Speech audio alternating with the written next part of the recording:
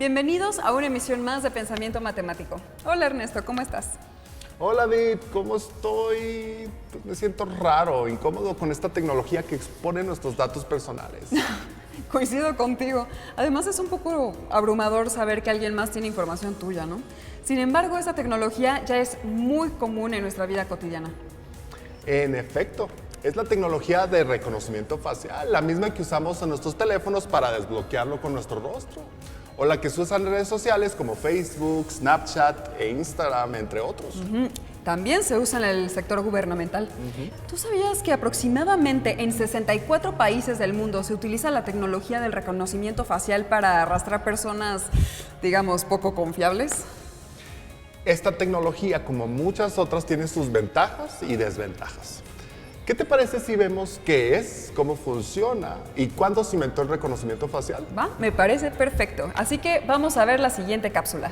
El reconocimiento facial es una tecnología capaz de identificar o verificar a un sujeto a través de una imagen, video o elemento audiovisual de su rostro.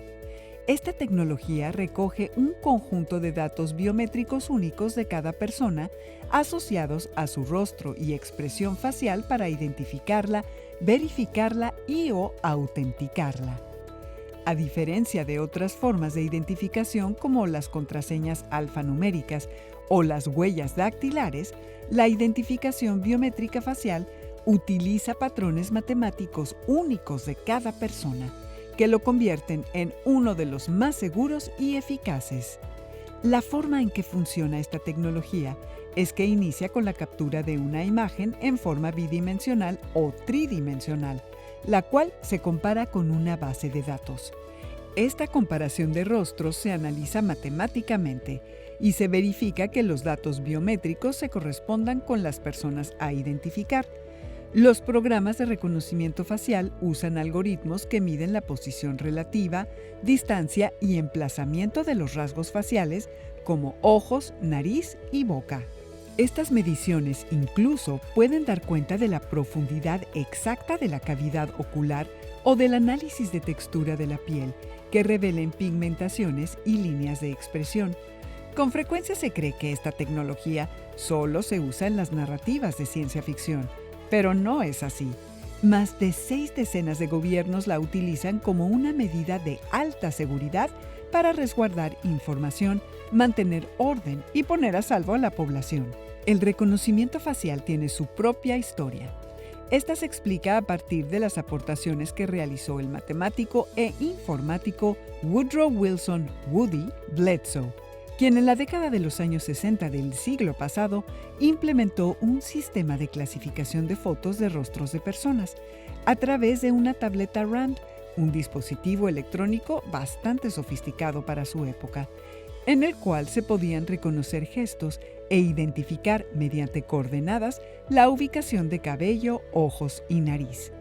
En la década de 1970, esta técnica se perfeccionó gradualmente por Goldstein, Harmon y Lesk, quienes agregaron mayor precisión al sistema de reconocimiento facial manual. Ellos usaron 21 marcadores como el grosor de los labios y el color del cabello, entre otros.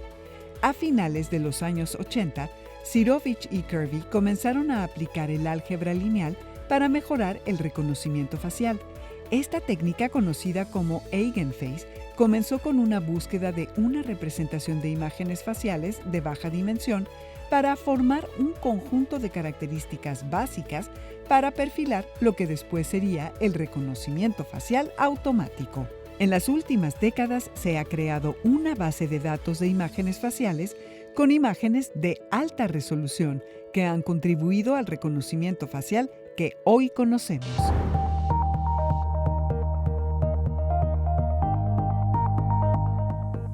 Oye Ernesto, ¿tú has escuchado que la cara es el espejo del alma?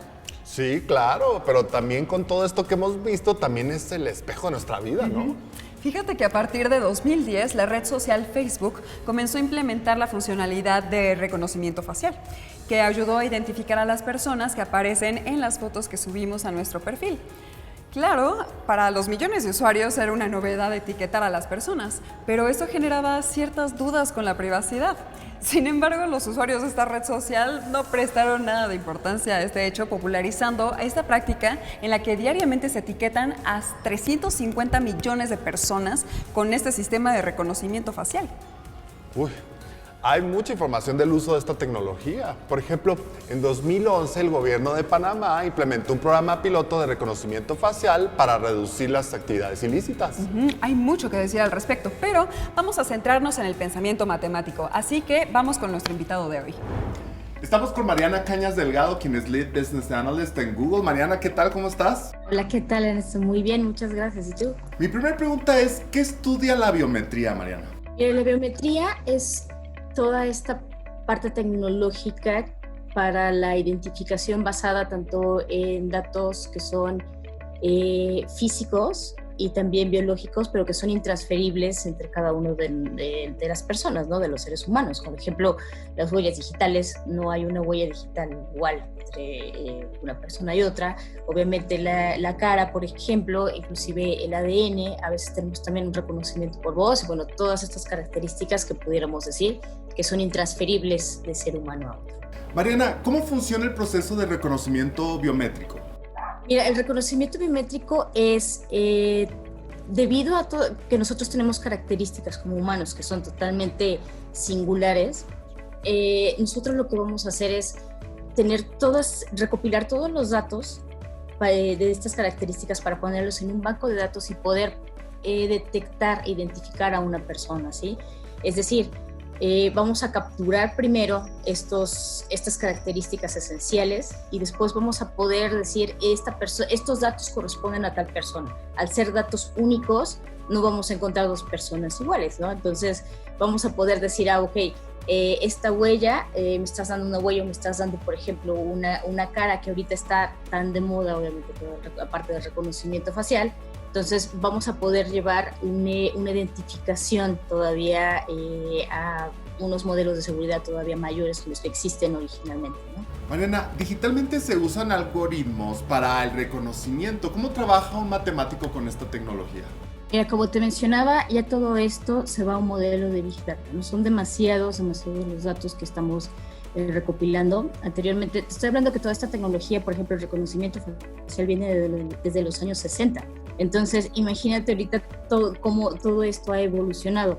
Realmente esto ya se viene, los modelos de análisis se han ido profundizando, no nada más a nivel de computadora, sino que cada vez nosotros también hemos estado detectando mayores características que son dentro de nuestro propio rostro, ¿no? Esto nos permite estudiar no nada más la parte de la tecnología, sino que también de nosotros, inclusive una textura facial, una tez facial. Entonces, todos estos datos les han estado ayudando a los matemáticos para crear modelos de análisis más robustos todavía. Ok, ¿cómo podemos sacar provecho de las bondades de la tecnología para el reconocimiento facial? Mira, hay muchos, inclusive nosotros ya lo vivimos día con día, ¿no? ¿Cómo desbloqueamos el celular? Pues el celular ya lo desbloqueamos con la parte de la cara, ¿no?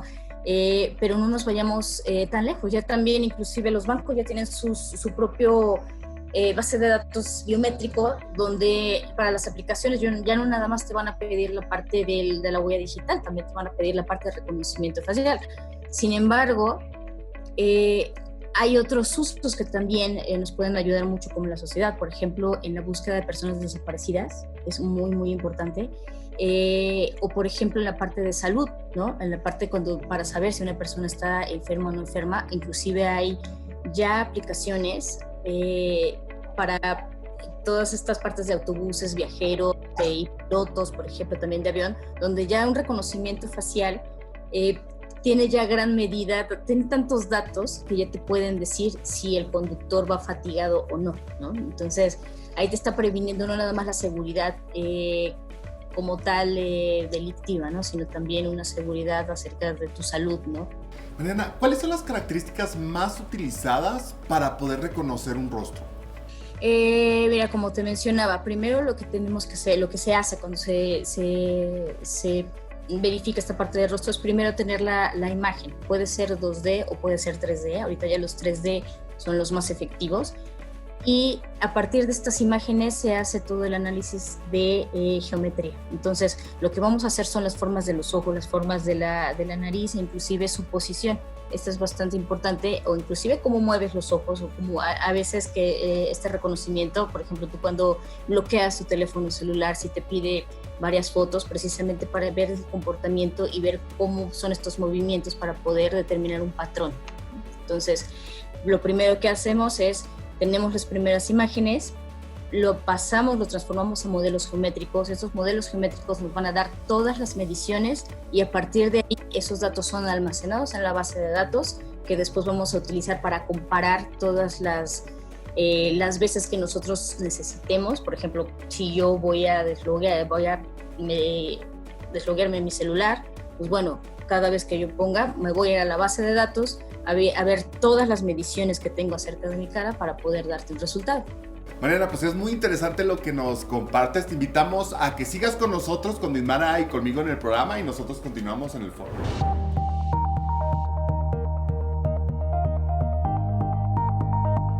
Otro dato importante que se sabe de esta tecnología es que para reconocer un rostro se utilizan algoritmos. Pero un solo algoritmo utiliza 16,000 puntos de referencia y permite escanear millones de rostros en tiempo real para compararlos con una base de datos, por supuesto con la intención de identificar una persona. Como decíamos, hay mucha información al respecto. Por ejemplo, el reconocimiento facial se está combinando con otras técnicas de datos biométricos como lo son el iris, las huellas o incluso la forma de caminar. Con esto se pretende mejorar la identificación de las personas, aun cuando se carece de una fotografía nítida. Elemental. Y ya que andamos con esto de los datos, fíjate que los sistemas de reconocimiento facial tienen complicaciones de identificación a ciertos grupos sociales. Por ejemplo, la base de datos de mujeres de color es mínima en comparación de mujeres blancas o caucásicas. Este mismo problema existe con las personas orientales, en este caso por la característica en sus rasgos faciales. Así que aún tiene un largo camino por recorrer la tecnología de reconocimiento facial. Sí, elemental. ¿Te parece si regresamos con nuestro invitado?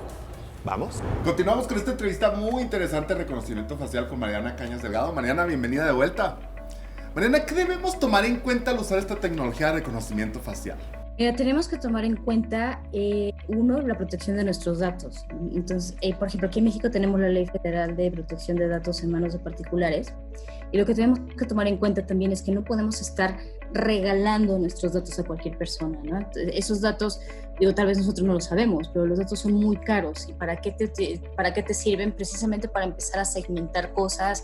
Inclusive aquí en la parte de reconocimiento facial estamos hablando de cosas todavía más serias, ¿no? Porque inclusive muchas veces nuestra cara puede estar apareciendo en lugares donde no queremos, ¿no? En, no sé, fotografías delictivas, cosas, todo esto. Entonces tenemos que tomar muy en cuenta todo esto.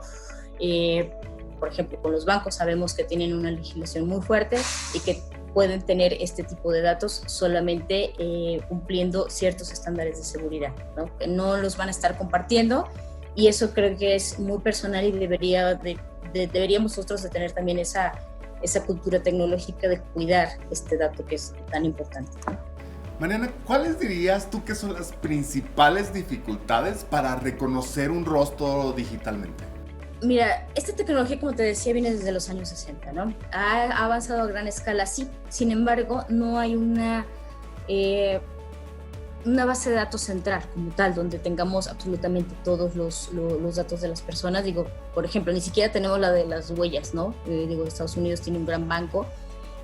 Sin embargo, bueno, depende también mucho que la región en la que se esté utilizando, vamos a tener algunos tipos de problemas. Por ejemplo, en esta parte de Oriente tenemos algunos problemas de algunos falsos positivos en identificar personas, por ejemplo, afroamericanas o asiáticas. Pero digamos, no existe todavía una estandarización completa tanto de los datos que nosotros estamos obteniendo, porque ahorita todo es, todo el mundo está trabajando de forma paralela, pero todo el mundo está trabajando por su parte, ¿no?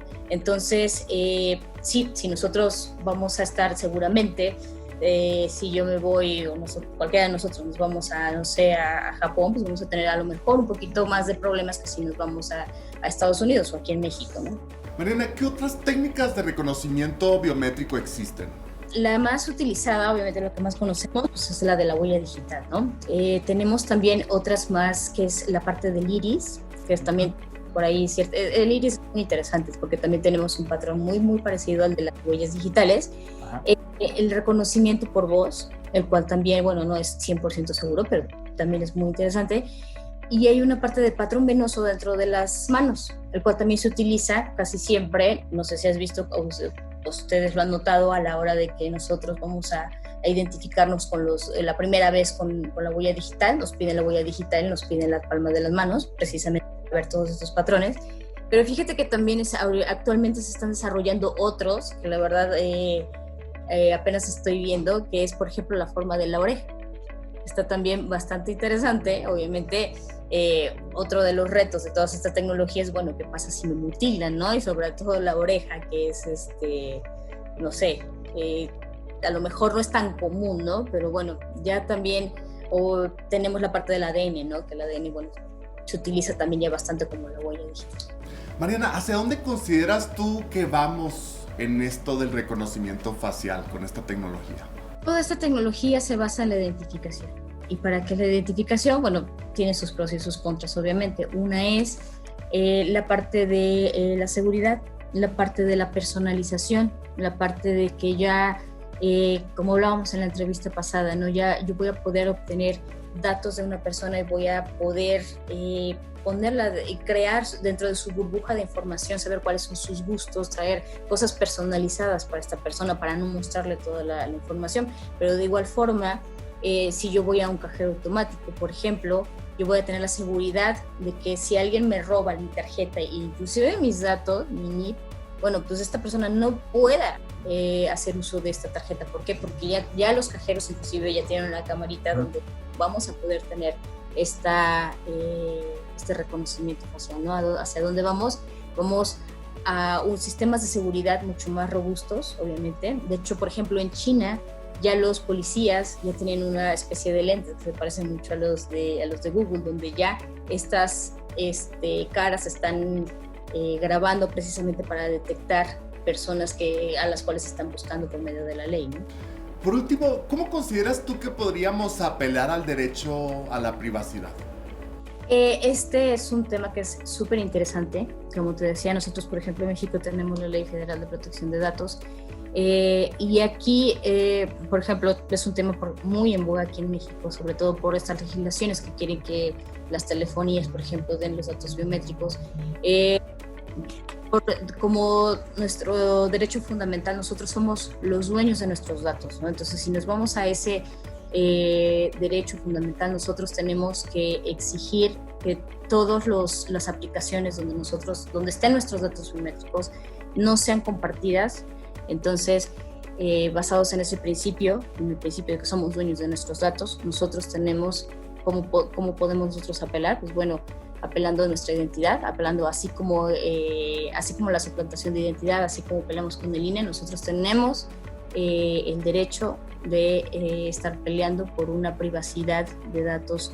Mariana, pues muchas gracias por todo lo que nos compartes, es un placer tenerte de vuelta en el programa y nosotros continuamos en el foro. ¿Qué haremos hoy, Vip? Les vamos a dibujar un rostro de perfil con la intención de establecer algunas características y proporciones del rostro en un ejercicio de un reconocimiento facial. Ok. Saquemos nuestro lado artístico, ¿te parece? Muy bien. Pues primero, vamos a trazar un óvalo vertical y en la parte de arriba un óvalo horizontal. A la mitad del vertical vamos a trazar una recta ligera. Esa mitad de abajo la dividimos nuevamente a la mitad. Ok. Y justo ahí va a terminar la nariz. Ok. De la parte de abajo dividimos un poco arriba de la mitad. Justo ahí vamos a trazar la boca. Mira, entre los dos óvalos hay una pequeña hendidura. Justo ahí comenzará la nariz.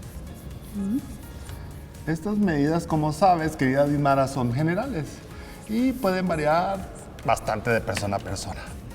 Incluso varía de acuerdo al estado de ánimo en que se quiera dibujar. No es lo mismo un rostro sonriente que uno enojado, claro está. Entonces, los labios superiores son un poco más grandes que los labios inferiores. Recordemos que el dibujo es de perfil. El ojo de perfil es un triángulo. La oreja generalmente se ubica a la altura de la ceja y donde termina la nariz. La mandíbula comienza justo enfrente de la oreja. Se traza una línea hacia abajo y el cráneo es hacia atrás, muy redondito. Para quienes no tenemos práctica en esta actividad y trazamos líneas muy marcadas, cuidado porque es tiempo de borrarlas. Muy bien. Ahora le colocamos cabello. Recuerden que esa es una de las mediciones que se realizaron en los comienzos del reconocimiento facial por Bledsoe. Y así terminamos nuestro experimento de hoy. ¿A poco no quedó como una obra de arte, Dismara? Muy sí.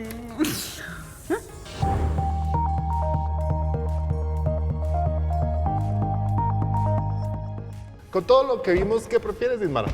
¿Contraseñas de reconocimiento facial o alfanumérico? Pues la verdad es que es muy práctico el reconocimiento facial. Solo es cuestión de darle un manejo inteligente a esta nueva tecnología y que quienes administran esa información sean éticos en su uso. Coincido plenamente contigo, ¿eh? Pero bueno, hemos llegado al final de este programa y nuevamente los invitamos a que nos sigan por las redes sociales. Recuerden visitarnos en jovenesencasa.cep.gov.mx.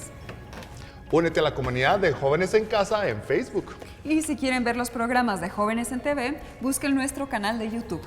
¡Hasta pronto! ¡Hasta pronto! ¡Adiós!